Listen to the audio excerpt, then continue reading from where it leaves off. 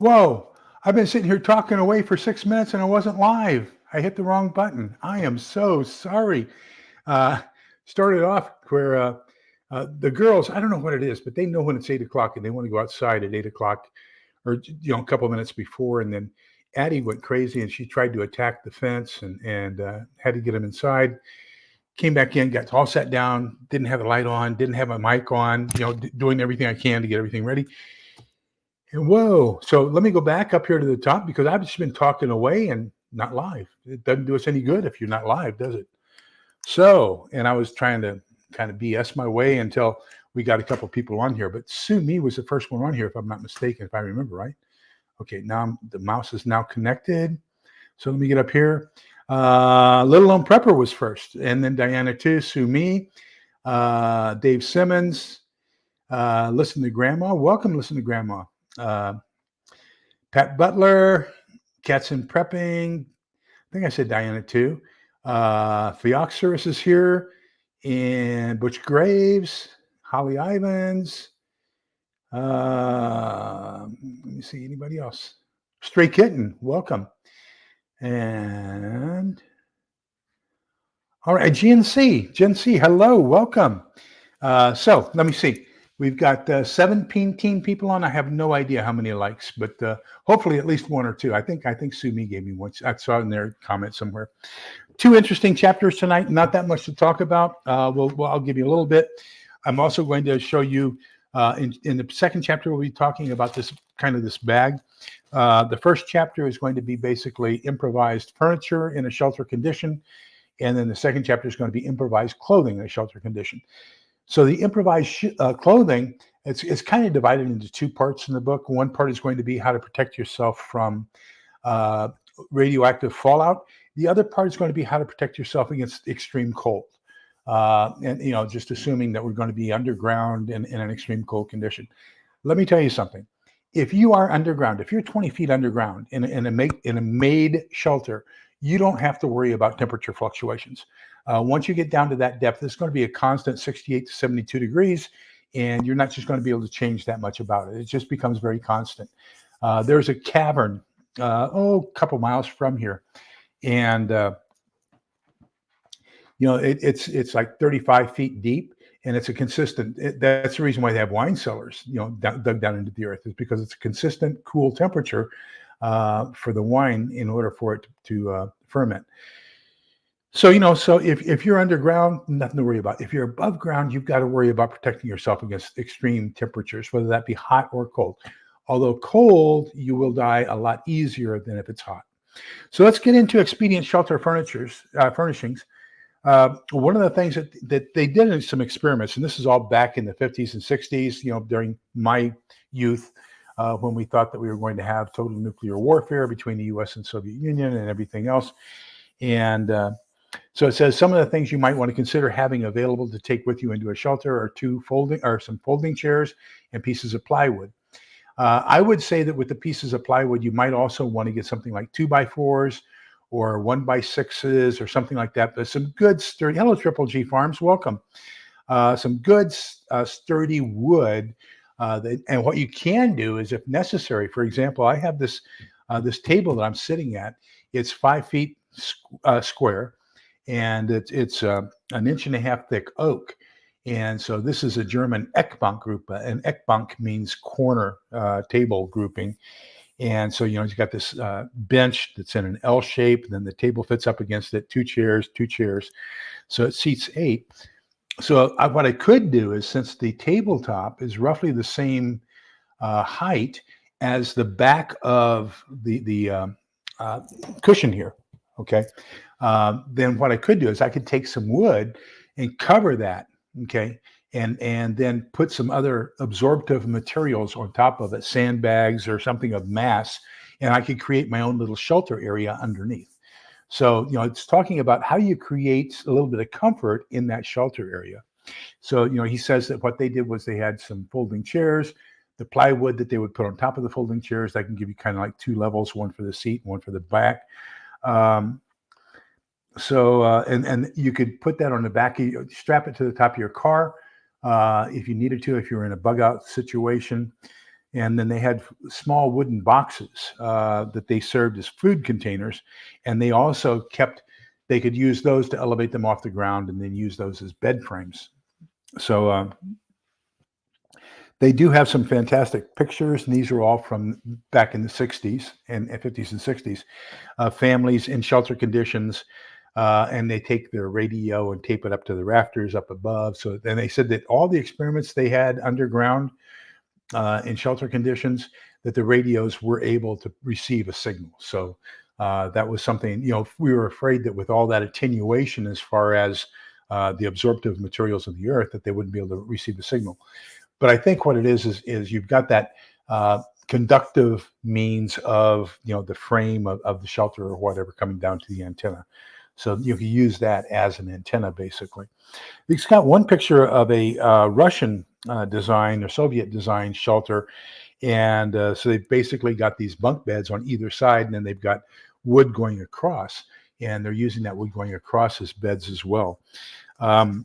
So, benches, folding chairs, extra wood, everything like that is going to be pretty much good. For sleeping, they said that the experiment they did was very uncomfortable sleeping on the solid wood. People just were not used to that. And so you might want to get some sort of a padded material. You can probably get some sleeping pads for camping or something like that don't take up much space. Lay those down. Of course, you could use some quilts or something like that to lay on. You could also have some, foam rubber or things like that, and that would make it a little bit more comfortable. One of the things they do recommend is they recommend that you make, and they show how to do it in the book, how to tie a hammock out of a bed sheet. So you can use the bed sheet, tie it up, and make it into a hammock, and then suspend that from 2 different elevations in the shelter and use that as a bed. My bug out bag, instead of having an air mattress or anything, or ground mattress or anything like that, I have a nylon hammock. And so I think, that would be something ideal to have inside of a shelter situation because it doesn't take up much space. I mean, this ball of a hammock that I have is probably the size of a little bit larger than a softball when it's compressed and down and everything else. And then you pull it out and it's a full, it'll accept a 6-foot sleeping bag very easily and tie between 2 trees. So that would be something really good to think about having in a shelter condition. Although it does take a little bit of expertise to learn how to sleep in a hammock. You don't want to toss and turn and roll as much as I do. That's for sure. He also goes into great detail showing you how to build basically an Adirondack out of a sheet. And so that's good too. One of the things that we have found in a shelter environment is the more comfortable you can get people, the less disruptive it's going to be. You're going to be in very close confines. You're going to be, body odor, breath odor. You're going to have your sewage system is going to be make-believe in one end. And I would like to clarify something because I think it was Sumi, and I had a very good exchange on she made a comment about EcoGel. And that's one of the items I recommended for your sanitation purposes. And so why do you want to, because it causes urine to gel. And so I said, well, a couple things. You have to remember that I recommend that you have 2 different buckets, one primarily for liquids and one primarily for solids. Now, just by anatomy, one gender can't control. Well, neither gender really can control. If you're defecating, it's difficult to control that and say, hey, I got to stand up and move over to the other pot in order to do the other. So you are going to occasionally have urine in your fecal matter. And so what you want to do is you want to get that as solid as possible. Your urine tub, you're just going to dump that. That's very easy to dump, get rid of outside. Now, yeah, it's going to stink, but so I use the EcoGel for one reason. The primary reason is odor control, because when you're in a small confined space, you want to control that odor as much as possible. You're going to be putting up with all kinds of odors after 2 weeks in one confined space with 2 or 3 other people, 4 other people, whatever. So you want to control as much of the obnoxious and foul odors as you can. This secondary advantage of that is you want that to be one solid mass, your fecal matter. So if you're gelling the liquid, the urine, then that is still creating that one solid mass. Then you can just basically throw it further away from the entrance to your shelter when you have to get rid of it. So that's the two main reasons. Number one is odor control. Number two is controlling the amount of urine that's liquid in your solid waste in comparison to the liquid waste bucket. So he goes into the how to tie, how to fold everything for both the bed sheet hammock as well as the bed sheet Adirondack type of a chair. He goes into great detail as well as to some of the knots that you might want to use when tying off the beams or rafters or whatever, clove hitches and half hitches and things like that. Just a lot of great information on how to make these this furniture, Expedient furniture, so that you can have a semblance of comfort in less than austere conditions. Let me get up here. So Sumi says that a thin sheet of styrofoam could help. Yes, that's true. Very true. Same thing. Another good insulator is cardboard. So if you have some cardboard boxes, just that corrugation of the cardboard, that creates that vacuum. And we're going to talk about this a little bit more when we get into the clothing here in just the next chapter. But that little space of the corrugation, that's what's going to provide the warmth. Because you're going to keep the cold air outside, and then it's going to be a buffer, and then you're going to have the warm air trapped inside. Very good idea, however. Thank you for recommending that. So the styrofoam would be fantastic, or any other kind of foam as well. Hello, East Tennessee. How are you? James Trump 24 Price. Okay. So here's a little camping secret that really applies to surviving in a shelter or any other kind of environment. Your contact with the ground is going to suck away the warmth of your body faster than your exposure to the air above the ground. So if you have three blankets, okay, the best way to stay warm is 2 on the bottom, 1 on top. Most people would say 1 on the bottom, 2 on top. I'm going to tell you my experience is 2 on the bottom, 1 on top. There's also in the Boy Scouts, they taught us how to fold those so that you can basically get a lot more layering and cocoonish activity. So you could have like 4 layers on the bottom and 2 layers on top if you had 2 and 1. So because you're going to fold those over if it's a larger size blanket, especially anything larger than a double bed blanket. So we did that with the wool blankets. And I will tell you, in Germany, when I was in Germany, I spent 9 years in Germany with the Army. We had 2 wool blankets. And so that's basically, you had the mattress underneath and then 2 wool blankets on top, and we were fairly warm. I did buy a poncho liner. Oh gosh. I want to say I was at Field Station Augsburg the first time. This had to be in the late 70s. I bought a poncho liner. And it got to the point where I was sleeping on top of my wool blankets, not even using the sheets, just sleeping on top of the wool blankets, just having that poncho liner on top of me. And I was very comfortable in the barracks. And it would be, close to 0 outside in the German, in Augsburg, in the Alps, the lower portion of the Alps. So, yeah, Butch Graves, great idea. Thank you for sharing that. Yes. Sawhorses work great. And then you can use your wood or your plywood or anything like that across the sawhorses. You want things that are going to be movable, because what you want to do is once you're done sleeping or sitting or whatever, you want to fold it up so you have a little bit more space. Space is going to be very confined. So anything that can serve more than one purpose, or that you can move or remove or whatever, that's going to be fantastic. One of the things they brought up in the book that's very, very astute, that I think you also have to take into make yourself aware of, is that somebody's got to be awake 24 hours a day. So you're going to have basically what we'd call in the Army a fire guard. Somebody's going to be either cranking the air, if you have a manual air suction system, or somebody's going to be awake doing something all the time. And so it said that the 2 men, the older boy and the father, were the two who took the night shift. Well, when they took the night shift, that means that during the daytime, they were trying to sleep in this very small, confined space while the toddlers were awake.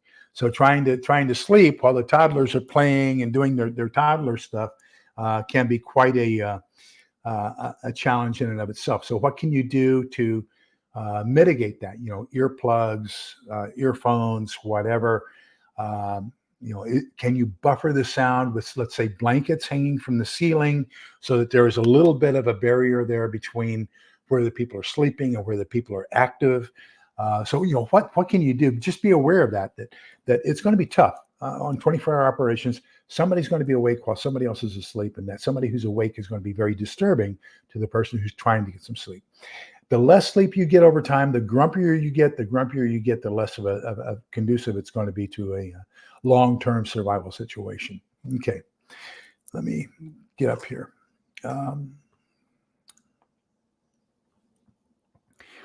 So Theoxorus has some AstroTurf for ground cover, then a cot and a backpacking sleeping mat and sleeping bags for every season. Well, let me tell you, I like the idea of the AstroTurf, and the reason is because it's got those little blades that kind of keep you up, so you got that little cushion of air. So that's what you want, is you want those cushions of air in between the cold and the warm, okay? Because that's going to be your transition zone. So that's the same thing with quilting of a jacket or quilting of a blanket or anything like that. The whole idea of quilting is to have those pockets of air. And that's what works so well with cardboard as well, having those pockets of air in between the cold side and the warm side. So that's a great idea. Thank you for bringing that up. Let me see.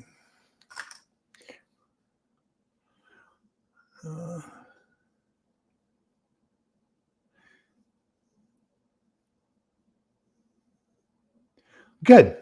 Yeah.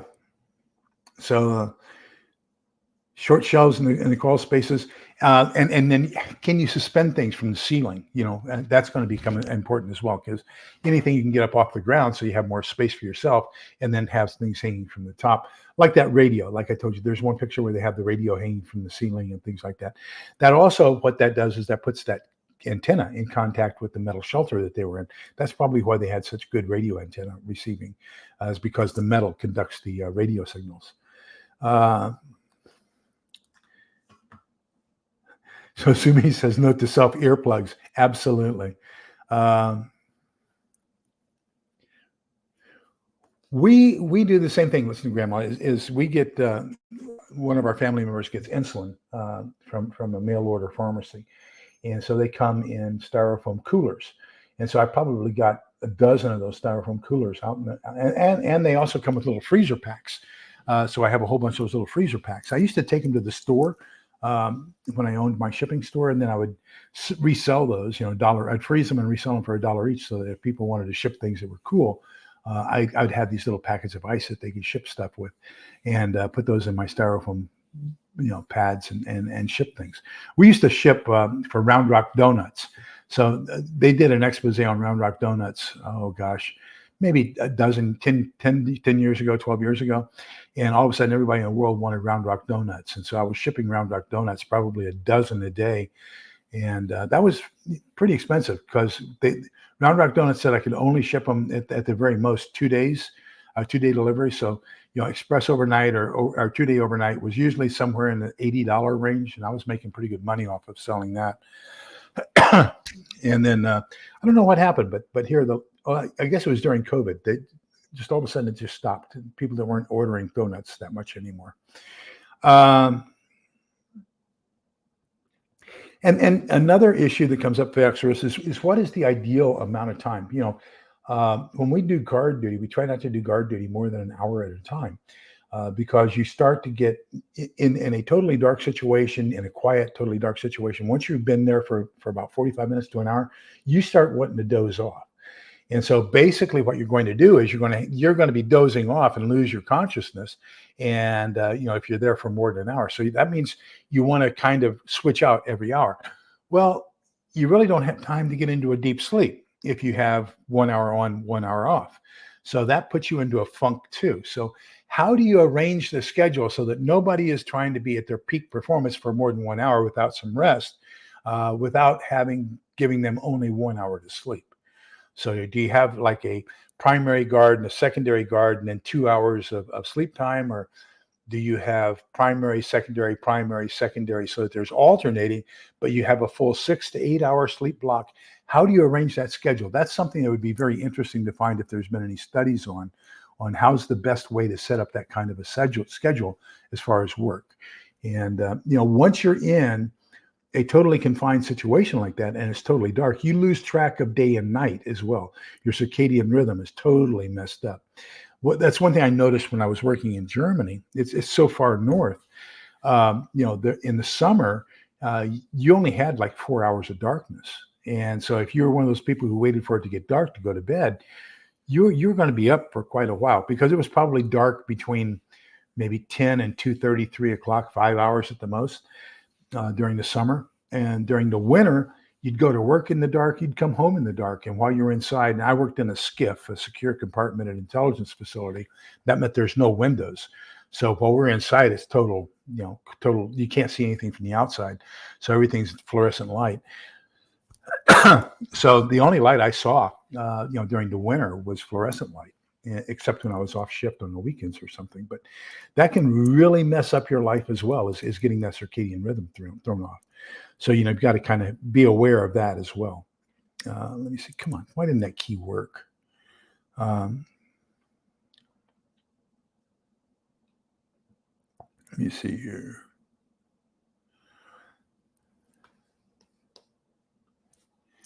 Headroom is a problem because of hanging insulation. Oh, okay. Yeah, they do have some stiffer plastic. I am becoming more and more of a fan of PVC. So you could probably use some PVC and get that up a little bit off of it and get a little bit more rigid. Of course, you're going to have drooping in between your PVC, but you can get some 1/4 inch or 5/8 inch PVC, and that might help you with that drooping and sagging. And the nice thing I like about PVC is you can cut it to your own size too. 12 by 12 room in my finished basement. Oh, that's nice. That's as big as a lot of master bedrooms. It has all concrete room and no windows. It's our prep room and our fallout shelter if need be. That's fantastic. Fantastic. And this is in Ohio too, if I'm not mistaken. You're in Ohio, right? Vision preparedness. So then, and roaming prepper. I said roaming Pete. Roaming prepper Pete. Hey Pete, welcome. Good to see you, buddy.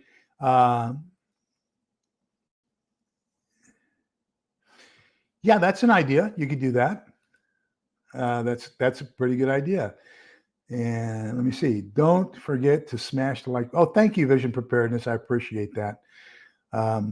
Was just he had his live just before mine. I don't know. Is that a normal Tuesday night thing? Their Vision Preparedness that you have. Because I went from Pete's from the roaming preppers to yours, and then here. So and that was pretty good show you had. So I would recommend people subscribe to both you and Pete, the roaming prepper. I don't think that was Pete doesn't do a regularly scheduled Tuesday night, I don't think. But both of those were pretty good discussions this evening. Well, you know what I have? I have root beer, A&W root beer.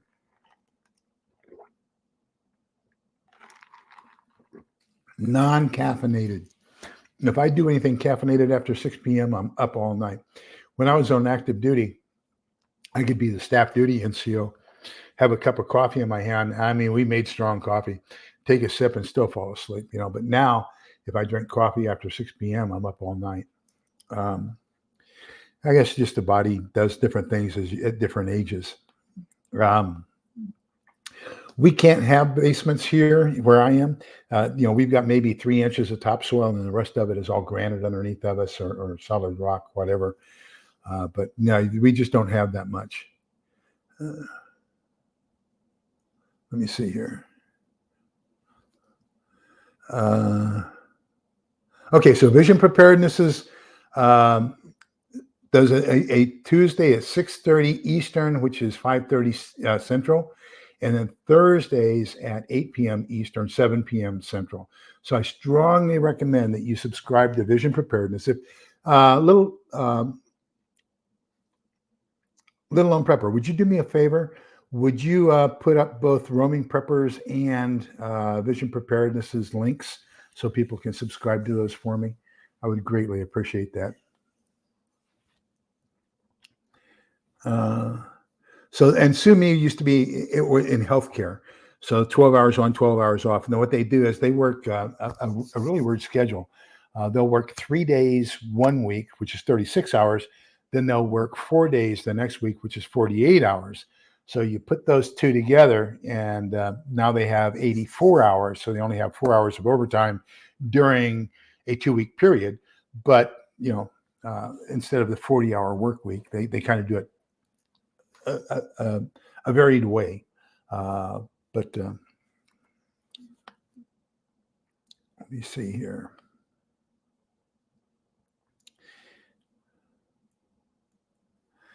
And then we can, I tell you what, there are sometimes on guard duty, I felt like I was asleep standing up. I can tell you that much. So the way we did it at Field Station Augsburg was that we did 6-2 rotating. So we would work 6 days, and the day shift was actually 8.5 hours. So you worked from 7 a.m. to 3:30 p.m. Then we worked 2 days off. Then you came in and did 6 swings, and swings were 8-hour shifts. And so you worked from 3:30 p.m. until 11:30 p.m. And then mids were only 7.5 hours, and you worked 6 of those. So you get 6-2, 6-2, 6-2, but it was 8.5, and then 8, and then 7.5. So pretty good. But so you had a long break in between mids to days. That was a pretty long. Yeah, it was actually about 3 days off. Between swings to mids, we called that our tea break or our coffee break, because you only had exactly 48 hours from the last time you were at work until the time you showed up to work next time was exactly 48 hours. So you didn't have I guess you could call it 2 full days off, but it didn't seem like it. That's for sure. Okay, chapter 15, improvised clothing and protective items. So they talk about that whole concept about insulation. You want to have waterproof on the outside. If you can get something that breathes so that you can release any moisture inside and let it weep out, that's fantastic. Wool is great for that, but you don't want to allow any excess moisture outside in. So if you're going to have any kind of moisture barrier, make sure that moisture barrier prevents the moisture from coming in, but you want to encourage moisture evaporating out. So that's one of the things you want to do. Primary places that you're going to lose heat are your head, your hands, and your feet.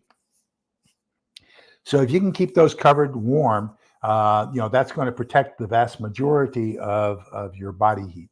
Now, if your hands get excessively cold, some of the warmest places on your body where you can actually warm up your hands are in your armpits or in between your legs. So if you can put your hands down in between your legs or put your hands in your armpits, that's going to keep them fairly warm. Those are some of the warmest places on your body. You do want to make sure you always have some sort of headgear on, because this area up here, especially when you're losing your hair, there's not much there to insulate it. So, it kind of just lets everything go away. All your body temperature just kind of evaporates. When you're insulating the whole body, layers, just layers and layers. So blankets, cardboard, any kind of paper. They used to use newspaper. And as a matter of fact, in Kearny's book, he even recommends newspaper, but I don't see that many newspapers out anymore. They've kind of been replaced by the internet and by television. So we just don't have as much readily available newspaper as we did, even when I was on active duty, with the Stars and Stripes and everything. So, but that you'll see a lot of the homeless concentrating on using newspapers, paper, things like that. You'll see in World War II, they have the German soldiers on the Eastern Front were stuffing newspaper, paper, cotton inside their boots, trying to insulate their boots and their feet from the cold snow.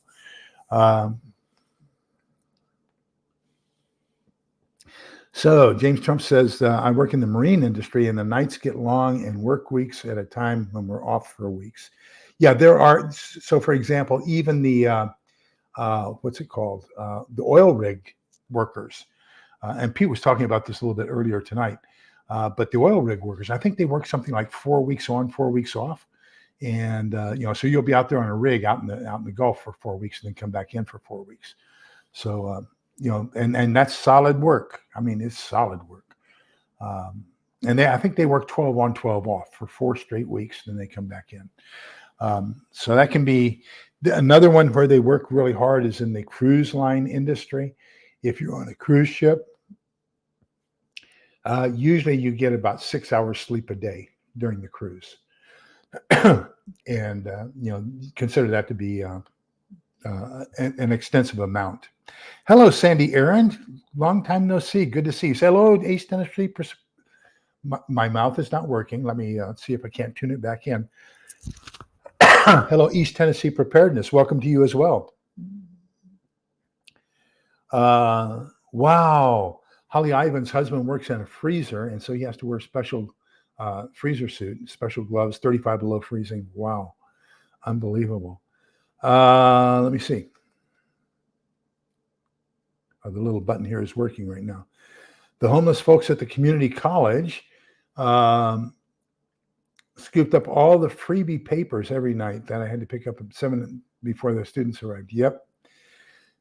They know what works. That's absolutely true. Okay.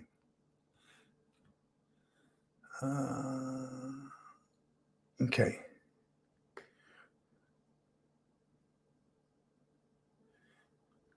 Well, I appreciate you being here, and thank you for watching later.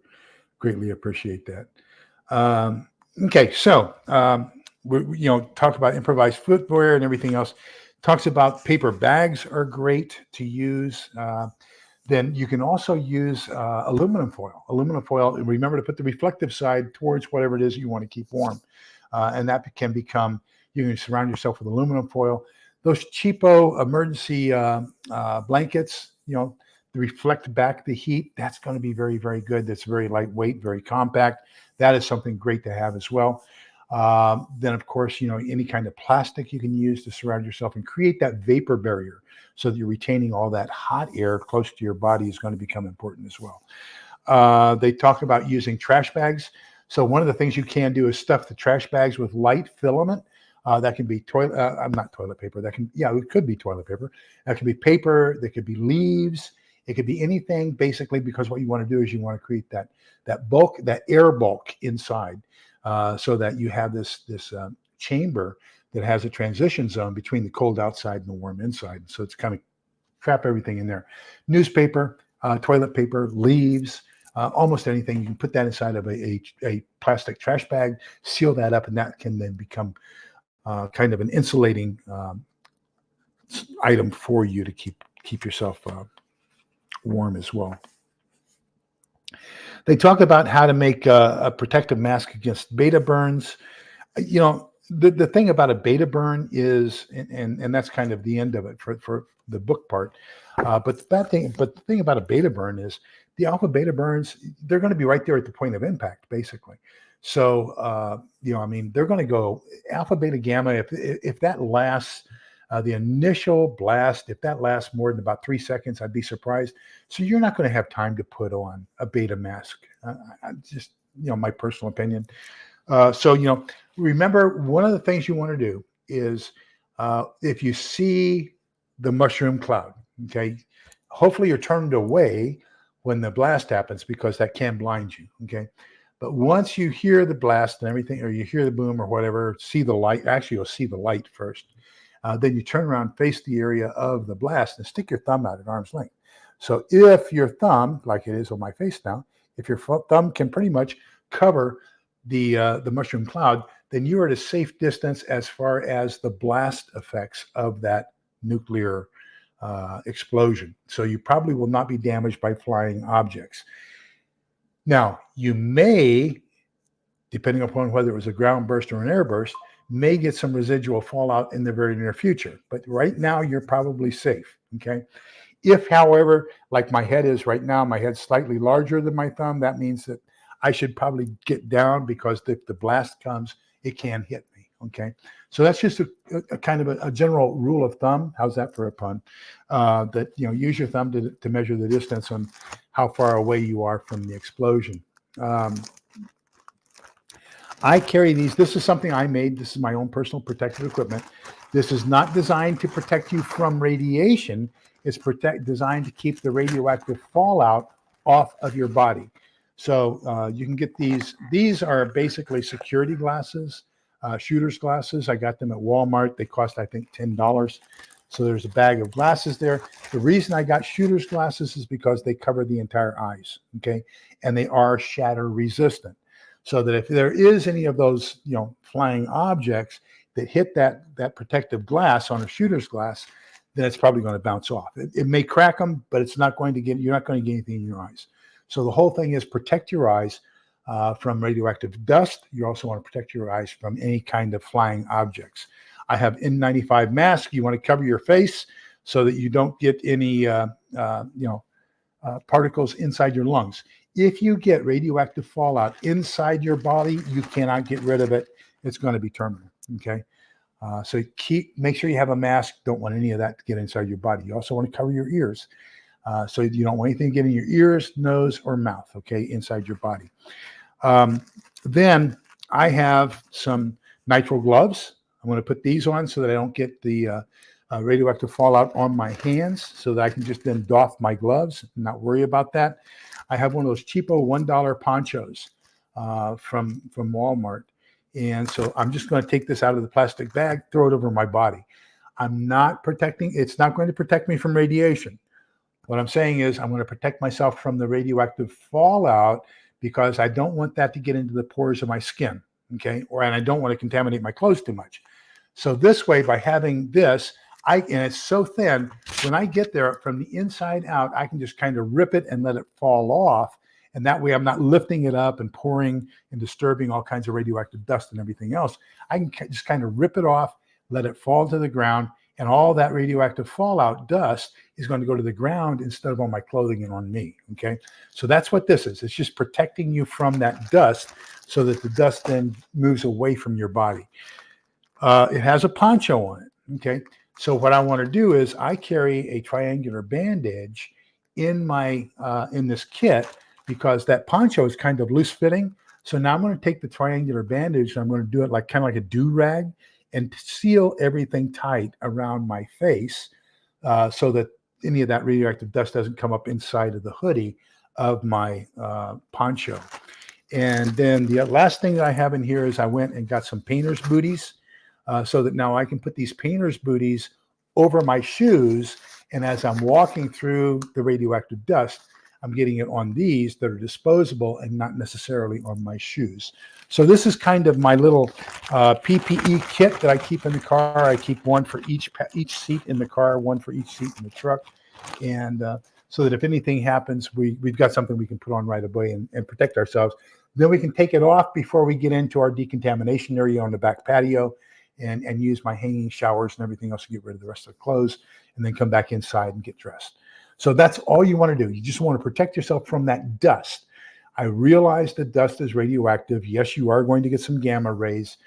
You've probably already got some alpha and beta rays, but we're trying to keep that dust from getting into the pores of your body and especially from getting into your lungs or in the ears of your body. We just want to keep it at a place where we can easily remove it so that you aren't exposed to it for too long a period of time. So let me get back up to the top again. And one of the things that I've got to caution everybody on is make sure that when you buy your N95 mask, N95, what that means is that the filtration on it is going to remove 95% of whatever it's rated for from coming inside the mask to your face. So you can have N95 for paint, you can have N95 for smoke, you can have N95 for a whole bunch of different things. So N95 for smoke, you probably don't need that fine or paint, but an N95 dust mask is probably what you're going to need at least. Then anything above that's going to be great. But you want to make sure that you're removing 95% of the dust particles, and that's going to be your best opportunity. If you can go up finer than that, if you can go up now, but here's the problem, okay? To every solution, there is a disadvantage, okay? So the more filtration you have on your mask, the harder it's going to be to inhale. You have to suck that in through smaller and smaller pores in your mask. Okay. So just bear that in mind. You're going to be struggling to breathe if you get some of these masks that are really, really filtering out a whole bunch of stuff. So especially over time, as they get more and more clogged with those particles that it's keeping out of the mask, it's going to fill up a lot of those little holes that you were breathing through in the past. So now, it's going to get even harder and harder. Hopefully, we're going to keep our fingers crossed. You're not going to need these personal protective equipment for more than about 5, 10, 15 minutes before you get inside and away from the threat in the first place. So you can doff them outside, get inside into a protective environment. Let me see here.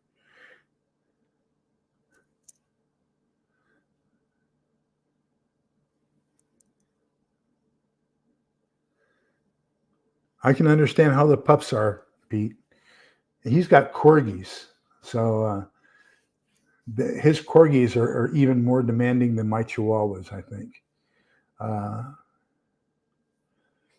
So Dave Simmons says that the local newspaper has shrunk in size, number of pages. The price has also gone up 300% from 25 cents to $1. And our paper has gone from a daily to a weekly. So, they don't come out quite as often. And they've gone to tabloid form instead of the old, it used to be that you had the big one that opened up. And now if you take that big one and cut it in half, that's the tabloid. And that's what we have nowadays is the tabloid, the half newspaper, if you call it that. I strongly recommend carrying hand warmers. And I think the last 2 weeks you've seen not this week, the week before. The last 2 weeks before this, I had ordered hand warmers by the case. And I had 2 cases of hand warmers, foot warmers, toe warmers, finger warmers, and everything else. And so I got 2 cases of those because they're predicting that with El Nino, we're going to have a very, very cold winter. So I'm doing everything I can to try to prepare for the fact that we're probably going to lose power, lose heat, lose everything else, and it's going to be extremely cold winter. So I would recommend that's very good idea. Listen to Grandma is put out the call there for everybody. Go stop by and get yourself some hand warmers, especially those ones all you have to do is rip them open and expose them to air. Those are great. I forget who makes those. I also have several of the Zippo hand warmers that you pour in the Zippo lighter fluid. Basically, it's hand warmer fluid, and then that's a catalytic converter. And so that gets warm and that stays in your pockets or anything.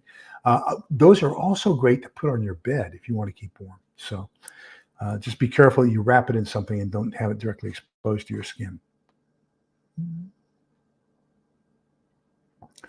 Let me see. Those packing styrofoam peanuts should be, yes. Throw those into a garbage. You're absolutely right, Sumi. Throw those into a garbage bag and that would be fantastic.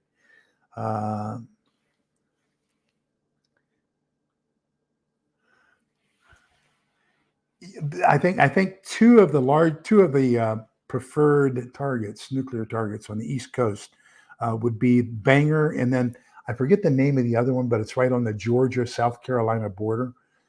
There's another sub base there. I think those are going to be 2, other than DC, of course. Somebody was doing. Who was it? Somebody was doing. Had gotten a list of places that. Oh, I know who it was. It was Jason on the Angry Prepper. And he was going through a list of all the primary targets, what they believe are primary targets on the East Coast. And he says, and Laurel, Maryland. Now, what in the heck is Laurel, Maryland? And I said, well, Laurel, Maryland's on, is it 195 or 198? I forget. But Maryland, 195 or 198, and the Baltimore-Washington Parkway. So that's the front gate to Fort Meade, Maryland, Fort George G. Meade, Maryland. If you go up one more exit on the Baltimore-Washington Parkway, north is Maryland 32. So in that little triangle between 198, 32 on the Baltimore-Washington Parkway and off to the east side, there's this building that we could call No Such Agency, NSA. And so I know because I worked there for 21 years. So, I can see why that would be a primary target. They want to take out the guys who are listening to everything that they're doing and know what they're doing. Okay, so Pete says, I think this is Pete. Yeah, Pete. I was a licensed NRC radiation handler for years. I remember the distance is your best friend with regards to dosage. Double the distance will make dosage 1/4. Exactly. So, and that was, if you go back to this series, that was basically chapter 1. So your 3 biggest advantages to protection from radioactive or radiation, let's call it, is going to be time, distance, and mass. Okay. So number 1, time. Remember that all radioactive chemicals, uh, the radioactive decay is what they call a radioactive half-life. So each time that period of time happens, the dosage decreases by half. Okay. The second one, the easiest thing to think of is your hand, okay, or think of a water hose, and that's going to be a distance, okay. So if you have a water hose and it's got one of those fountain nozzles on it, or if you think about standing underneath your shower, okay, it's got one of those spray heads with the fountain hose on it. The closer you are, the more water, concentration of water you get. But as you go further away, that spray, not all that water hits you. Some of it goes to the wall, some of it goes to the floor, some of it goes over your head. So that's the same theory behind radioactive material, or the radioactive waves. Is, they're very concentrated if you're up close, but they dissipate because they're spread out. They're going in all different directions as you get further and further away from where they are originating. Okay, so that's that. What they call the inverse square that Pete's talking about here. So, well, let's use the inverse square. Let's say that at 2 meters, okay, so you inverse that. So instead of 2, you've got 1/2. Now you're going to square it. So the square of 1/2 is 1/4. So yes, at twice the distance away from the exposure, you're going to have 1/4 of the radiation you would have had at the original distance. So then at 4 times the distance, you're going to receive 1/16 of the amount of radiation. So that's that law of the inverse square.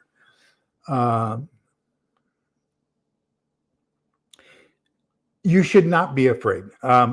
So let me do something here. Let me go to a theoretical here, and let me get off of this. Let me go here, and then nuclear secrecy.com.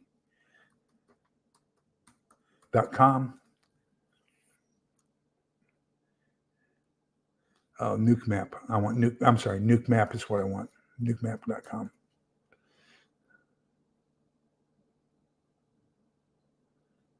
Nope. Gosh, I forget the name of it now. Okay. There is nuclear.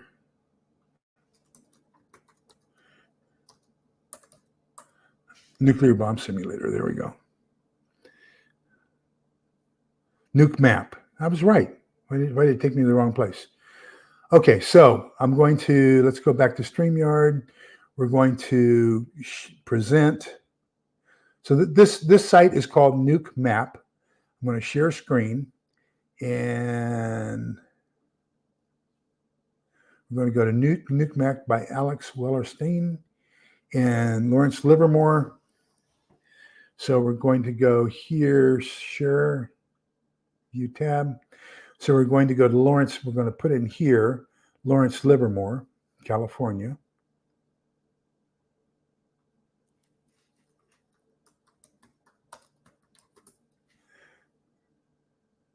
I guess I should do San Francisco, huh?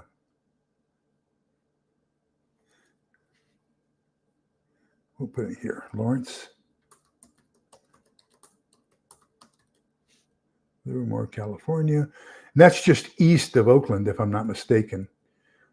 Okay, so we're going to back out here a little bit.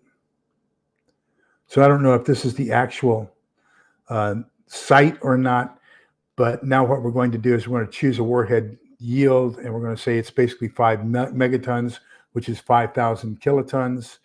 We're going to do an air burst, and we're going to do casualties and radioactive fallout. We're going to hit detonate. So now this shows you the actual death radius of that bomb.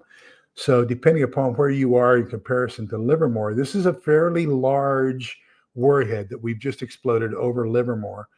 And so what you can see is that the inner circle is, this is your fireball radius here, this orange part, and that's going to be about 2 kilometers away from the point of detonation. So that's about 1.2 miles. This area is moderate blast damage radius, and that's going to be at about 5 pounds per square inch. That's at 12 kilometers. So that's going to be up to about 7.2 miles away from the blast. Then this area here, going out towards Tracy here, is the thermal radiation radius. So you can receive third-degree burns from the heat of the blast up to this distance, and that's going to be up to about 25 kilometers away. So that's going to be somewhere in the vicinity of around 15 miles away from the blast. And then you're going to have light blast damage up to 1 psi, up to about 34 kilometers away, this far away. So that's 34 times 6 is going to be 18. About 20 miles away is going to be. So if you're further than 20 miles away from the point of the blast, you should be safe. Okay. So this is called nuclearsecrecy.com/nuke map. Well, I had everything right. I just had it in the wrong order. But anyhow, you can play with that and you can see, and I did an air burst, which I think is going to be most common. You won't have any radioactive fallout with an air burst. What you will have is you will have a lot of fallout with a ground burst. That's where you're going to get the actual fallout. It radiates the ground that it's in contact with and throws it up into the mushroom cloud. So let me see. Let's stop sharing. So that's Nuke Map. If you want to play with that on your own, see where there's a target close to you. I would say do both. Do the air burst and do the ground burst, and see what your exposure is. It also takes into account the prevailing winds for the area where you live. Now, remember, one of the things I do every morning when I wake up, during my routine, first thing I do is I say the Glory Be. Then after the Glory Be, I say one line out of the Divine Mercy Chaplet, which is, oh gosh, I'm trying to I do it in Latin, so I'm trying to do it in English. Oh my Jesus, forgive us our sins, save us from the fires of hell, lead all souls to heaven, especially those in most need of thy mercy. O mi Jesu, dimite nobis debita nostra, perducem caelum omnes animas praesertim eas quod misericordiae tua maxime indigent. But anyhow, and then after I do those two prayers, then I come sit down at my computer and I do the windy.com and I say, what are the prevailing winds for today? So that if there's a blast around me, how do I know whether I'm protected from the fallout or not? And then from there, I go to either Bible in a year or Catechism in a year. So that's my kind of, well, in between, I also do my morning prayer. But right after the morning prayer, which is very short, I go over and make a pot of coffee. That becomes extremely important at that time. So kind of my morning ritual. Let me see. So phosphorus, exactly. Although shielding and times are also factors, the gammas will penetrate a lot. All are good. Yep. Stray kitten, you don't want N100 because that removes. Well, I don't know. No, I was going to say something and I want to take it back. I don't know. All I know of are N95s. That's the only thing I know. I believe that there are 100% filters, and I've got them with my Mira Safety mask, and that removes 100% of almost everything of biologics and other things, chemicals and biologicals and everything else, and it also removes any radiological or nuclear contamination. So yes, they do make them, but they're very cost prohibitive. I will tell you that for a good protective filter that's 100%, you're probably going to pay in the vicinity of $200 for a filter. And typically, now when I was in the Army, we changed our filters every 4 hours. So when we were exposed to a contaminant, so you figure you're going to pay $200 for 4 hours. That's somewhere around $50 an hour for protection for 100%. That's maybe cost prohibitive.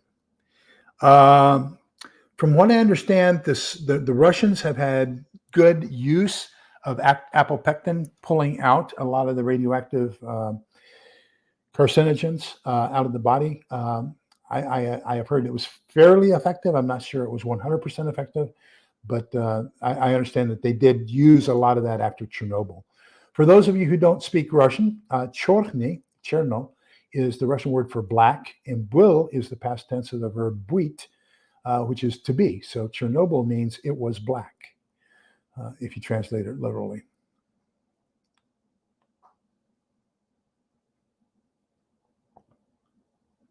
Yeah, and if you want a CBRN mask, I am an affiliate with them. Roman is a friend of mine, the owner of the company, and they're just a couple miles down the road. And but I've known Roman since before he formed Mira Safety. So, but that is a fantastic company. I have their products. As a matter of fact, his mask is right here within arm's reach, and so I keep one. He also has a CBRN suit. So if you're and I'm not that concerned about a suit. Like I said, to me, this is plenty. If you want to go with the CBRN suit, they're going to be about $200. It's going to be a disposable thing. You're going to use it once and throw it away. Now that does offer a lot more protection than does a $1 poncho. But just think about it. You're going to wear it for 15 minutes and then throw it away. So is that something? Would you rather have that for something else? That's what I would say. The mask, absolutely. That should be a priority. As a matter of fact, I am so convinced that we're getting close enough to where I need to have my mask on. That's why I shaved my beard off, is so I can have a seal when I put my mask on. Because I just have this gut feeling we're going to need to be putting masks on here in the very near future. Hello, Tennessee Tactical. Welcome. So glad that you're here. So happy you could join us. Well, thank you for that compliment. I greatly appreciate it.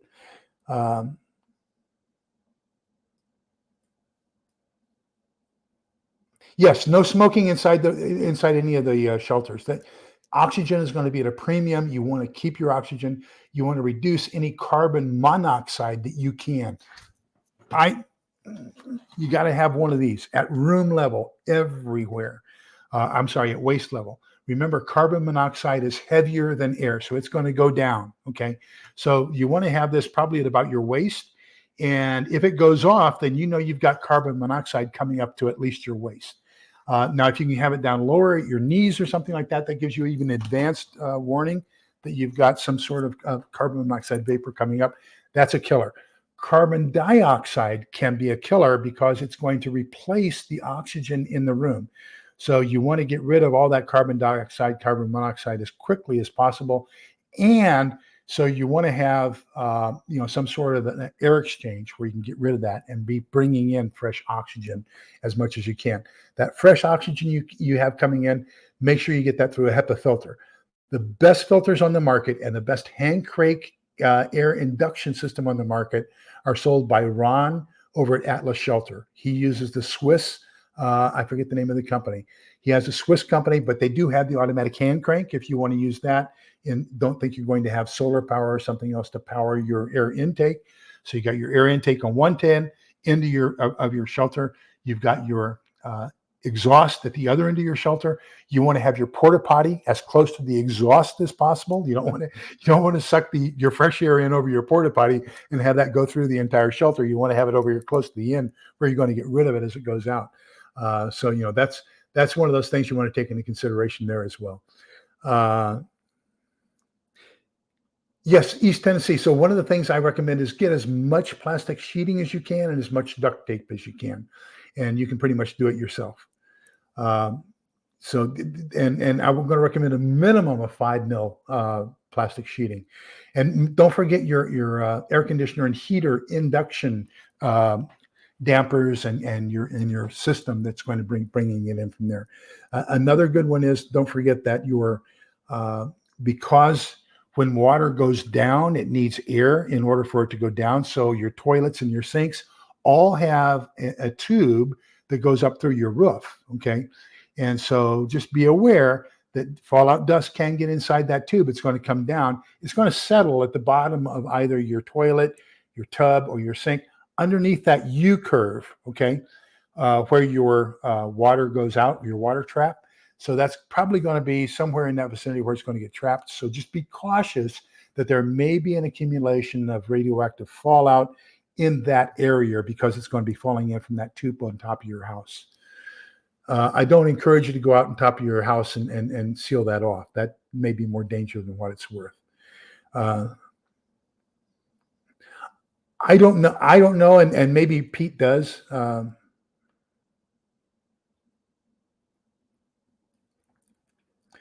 let me see here if there's anything else, because we're right at an hour. Golly, this went quick. I thought I didn't have enough to talk about, and here we did pretty good. Canadian, welcome. Good to see you as well. I like Triple G Farms. He came down, Pete. He came down, and I went up there, and we had lunch. What a great guy to talk to. Just kind of an inspirational guy. He also puts a lot of good information onto Steve Smith's channel, which is Integrative Preparedness. He's the author. Remember the very first fiction book club that we did? We did Steve Smith's 6 books, and then we had him on as a guest and interviewed him. And so Triple G is a very, very prolific contributor to the boards at Steve Smith's site. So I recommend everybody go to see Steve Smith as well, as far as a good channel to follow. East Tennessee Preparedness I have watched as well. Really good channel.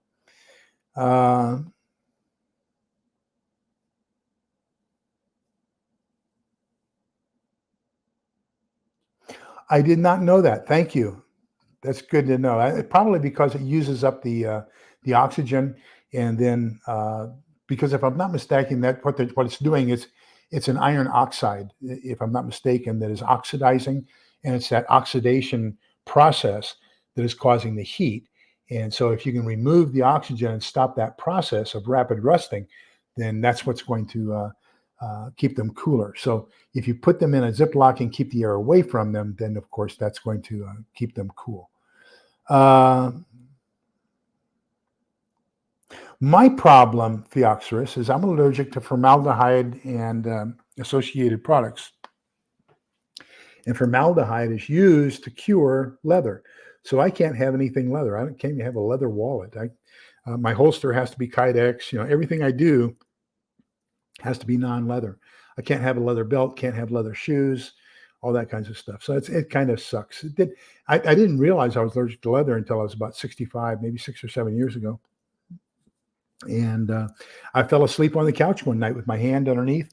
And then I went to Walmart and got the topical itch cream, Benadryl, the Equate version of Benadryl, topical Benadryl, and I rubbed that on it, and it made it worse. And so I went to a dermatologist, and what I found out was that the Benadryl, the topical, the Equate brand of Benadryl, had formaldehyde as a preservative in Benadryl. So what I was doing was I was trying to treat an allergy with the thing that I was allergic to. So there are certain soaps, shampoos, the vast majority of them, as a matter of fact, that I can't use. There are only certain brands of soaps, and my wife has to wash my clothes in only one kind of soap, Tide with Dawn, Tide HE with Dawn. But I've got a 3-ring binder of the things I'm allowed to use, or the things I'm not allowed to use, or whatever. So it's crazy. Let me see. Yes, I am trying to switch over as much as I can to USB rechargeable. I think that is an extremely wise thing, let alone prepper, because that's one of those things, unlike batteries and other things, that will stay with you forever. Kingsland Sub Base, thank you. Is it on the Florida between Georgia and Florida? I thought it was South Carolina. Okay, thank you for that correction. I appreciate that.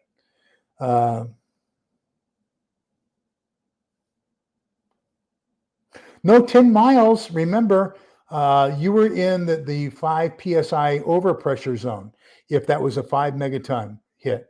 So no, you've got a very good chance. Here's something people forget. More people died in the firebombing of Dresden. More people, as a matter of fact, 6 times as many people died in the firebombing of Tokyo than died in Hiroshima and Nagasaki combined.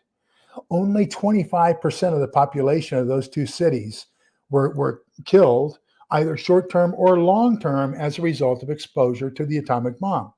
I mean, it was a devastating bomb. Don't get me wrong. I'm not trying to downplay it, but I am saying we have built up this stigma about atomic bombs that is unnecessary. They are not, just because there's one near you does not necessarily mean you're gone.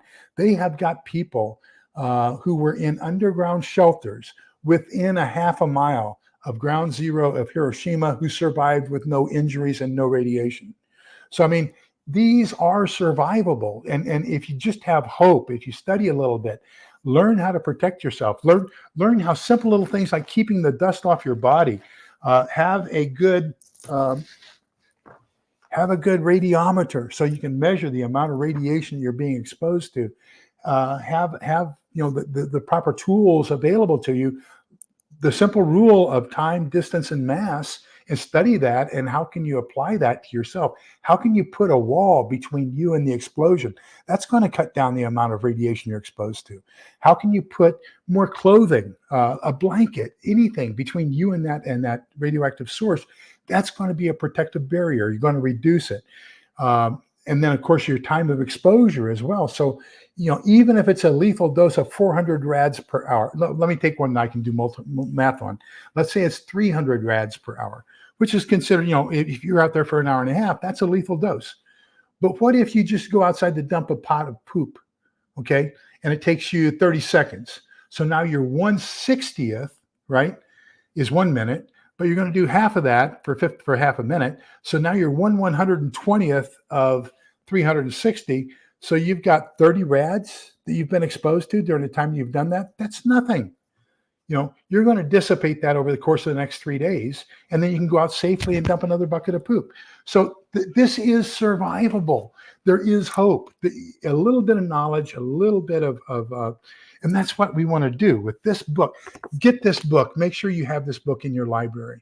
This will give you hope. This will give you an understanding that just because you live within X miles of a possible target, you can still survive. You can thrive. You can be part of the rebuilding of something even better than what we've created up to this point. So if anything, please understand there is hope. This is survivable. It's not the end all. It's not the end of the world. We are not going to have Mad Max. Now, if Yellowstone erupts, we might have Mad Max, but I don't think, it's not going to be the other thing is they want our resources. And the only way they create fallout is by having a ground burst. Well, if they have a ground burst, then they can't use our resources for a couple of years, right? So who would destroy what they want to take? That doesn't make any sense. So they're going to use air bursts, and the air bursts don't produce any radioactivity. I mean, any long-term radioactivity is what I should say. So no, this is all survivable. This is all we can do this. We can do this. I know we can. I'm sorry, I got ranting there.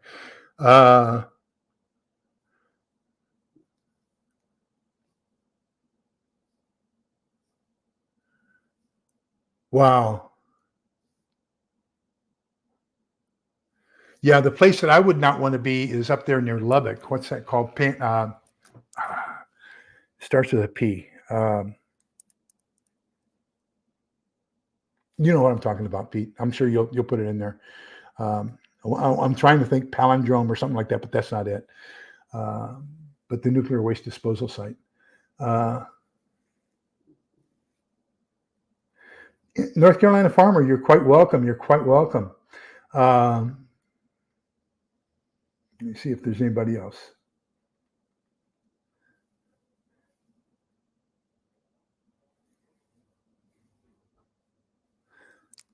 So that NewtMax is a great site and can help you select a good bug out location. Absolutely correct. Use it for your planning because, for example, here where I am, San Antonio is a big target. Fort Hood is a big target. So, just depending upon which direction they hit, as to which direction I might want to go if I don't hunker down. I'm at the age now to where I am convinced I'm going to hunker down for 99% of the cases. So, I've just got this all set up here to where I can last for a while. And so I think this is what I'm going to do. There's going to have to be something extraordinary to get me to try to evacuate.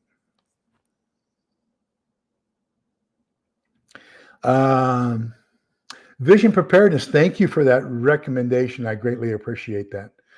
Let's see down here, because we're going to get close to the end here. We're right at the hour. As a matter of fact, we're an hour and 10 minutes. We're really going over. I am so sorry. I really wanted to be on time tonight and not have your. I don't think so, Stray Kitten. I don't think so. I'm not sure of the size. We have to. So here's the thing. If you remember back to the cough 2 years ago or 3 years ago now, we were talking about why do you want to wear an N95 mask or even a cloth mask? And so the analogy I tried to give people is it's like those bumpers, those pylons they have in the front door of Walmart. Okay.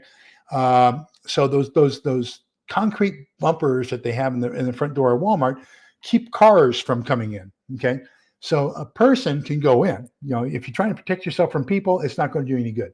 But if you're trying to protect yourself from people who are in a car, it does a lot of good, right? Well, the same thing. The droplets of the disease are attached to molecules of some sort of an expectorant, okay? So either sputal or a sneeze or a cough, you're going to have some sort of a carrier, okay? So that the bacteria itself does not in and of itself move about freely, okay? It has to be attached to something in order to carry it and propel it through the air. So what you want to do is if you can stop what the carrier is, if you can stop the car, then you can stop the passenger that's inside the car. So we weren't trying to stop the bug itself with the N95 mask or with the cloth mask or anything else. What we were trying to stop was the spit, the sputal, the sneeze, the phlegm, whatever that's carrying that disease. So if you can stop the carrier, you can stop the objects that's being carried. If that makes sense. Does that make sense? Am I saying that where it's kind of understandable?